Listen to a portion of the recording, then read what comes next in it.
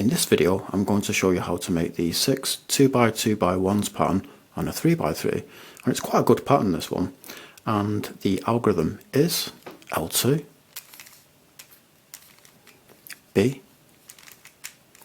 D prime B D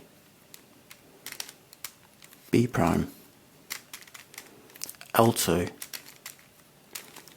D prime B D prime A F D prime and F.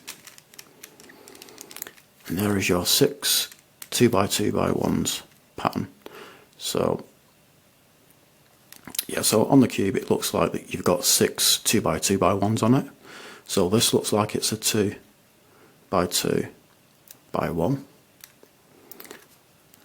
and then you've got another one there, and another one there, and another one there, and one there, and so on.